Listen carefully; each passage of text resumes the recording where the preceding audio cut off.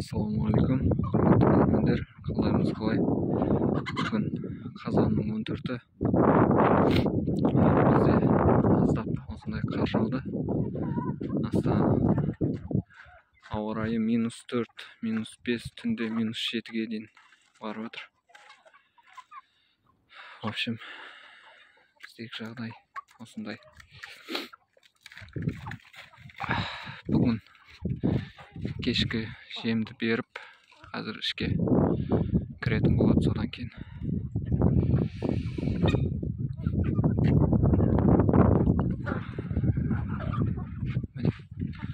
Мынау бізде Барковская барбистая деген тауықтар. Мынау кучинскийларым. Арасында былтырдан қалған тауықтар бар, брамалар бар. В общем, бәрін бірге қамап тастадым. Үйренді бәрі бірге жүріп. Сосын мынау Барковская барбистая деп алғам мына тауықты, бірақ бұл Адлер деген бар, сондайға ұқсап кетті, білмеймін. Бірақ жұмыртқасын немен сол Барковская деп алғам, инкубатордан салғанда. Жалпы осындай. Ау жаным. Сен тауықтарын түсіріп ба? Иә, тауықтарды түсіріп жатырмын видеоға. Қазір жемді бидайды жібітіп, оған комбикорм араластырып, плюс кебектен қосам кішкене. И рыбый жир деген бар, сондайдан қосып беріп жатырмын қазір. Күн суығанға қарсы кішкене иммунитет көтереді дейді. Рыбый жир. Балықтың майы ғой, былай айтқанда. Соны қосып беріп көріп жатырмын. Тфай-тфай. Онда мұрны ағып, немесе бір суланып, мұрындар жөтеліп жүрген тауықтар жоқ. Осылай ақырындап суыққа да үйретеміз.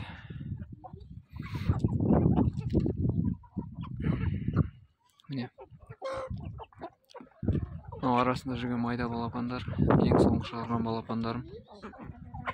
Олар да уже біразға жетіп қалды.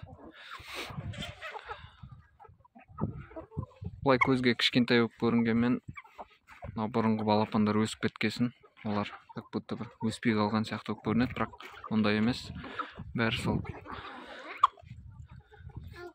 бір жемді жеп, сол темппен өсіп жатыр. Қораздардың бәрін азайтқам, кучинский. Енді мыналарды алып тастап, орнына қан ауыстыратын болам. Бір жерден таптым, жақында алып келетін болам. Келесі демалыста ма, қатты күн суып кетпей тұрып, қораздарды алып тастап, орнына жаңадан қораз алып келемін. Ау. Иә, сен барса атаң қасына бар, тоңып қаласың.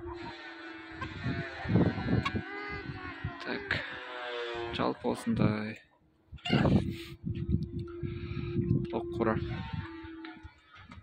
тауық қораның іші. Осындай опилка төсеп тастадым. Құрғақ, пока табан. Осылай опилка төсейтін болам мен қысы бойы. Былтыр күл төсегем. Биыл сол опилка төсеп көрем енді. Вроде бастамасы жаман емес. Құрғақ болып тұр. Осындай. Тауықтар пока туып атқан жоқ. Енді өйткені круглый год, бір жыл бойы тоқтаусыз туған. Кішкене демалыс болып жатыр. Тоже оларды да комбикорм беріп, немесе сондай жұмыртқа тудыратын витамин беріп, ондай қинап атқан жоқпын. Өйткені тауық туғанмен тауық шаршап қалады тез. Сол себептен ондай қатты бір витамин ештеңе беріп атқан жоқпын. Более натуральный болу үшін. В общем, салқынға үйретеміз енді осылай. Түнде кішкене суық болғасын, осылай инфракрасный лампа қосып қойдым. Скоро мынаның төбесінде қаптайтын болам. Пена шашып тастаймын, или пенаплекспен бір нәрсемен қаптап тастаймын. Болды, тамақтарын жеп алды, енді бәрі сразу ішке кіреді, осылай жүгіріп. Қонақтап отырып, уже көбейгесін, бір-бірінің жылуы бар. В общем, түнде жаңа лампочка қосам, сонымен температура нормальный болады ғой. Ал менде кәр тауық жүндері түлеп, енді қалың жүн шығып жатыр.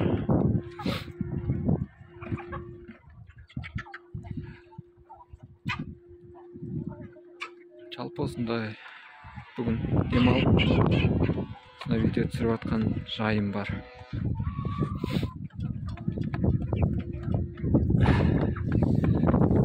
Міне мына кучинский тауықтар міне.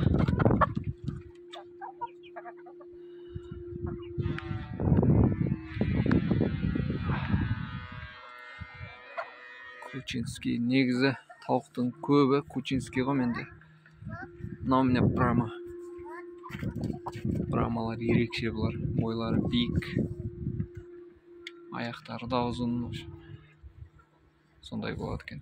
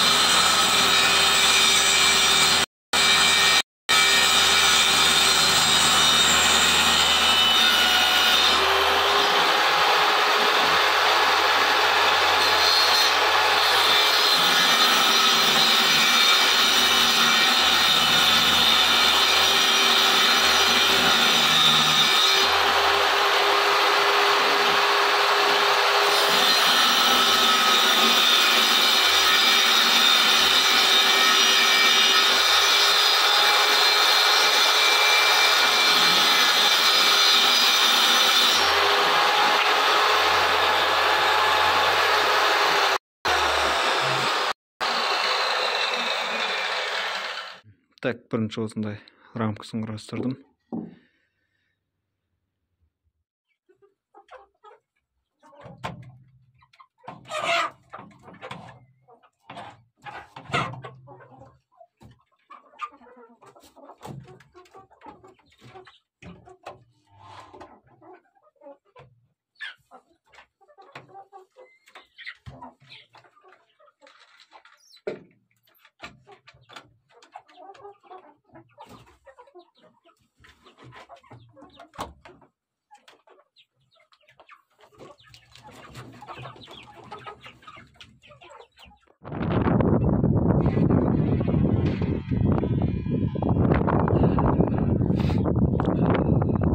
Алғашқы суық болғасын ба, что-то қатты салқыны білініп жатыр бізге де.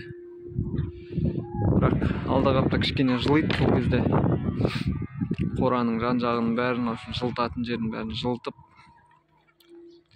тесіктерін бәрін бітеп, қысқа дайындаламыз ғой. Алла жазса. Пока ештеңе істеп жатқан жоқ.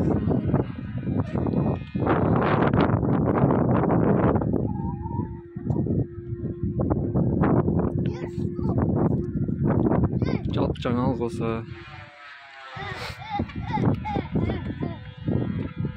Алла жазса, тауықтарды қысқа дайындаймыз. Келесі кездескенше аман сау болыңыздар. Каналға тіркеліп, лайк басып кетіңіздер. Біздің осындай кішкентай фермамыз.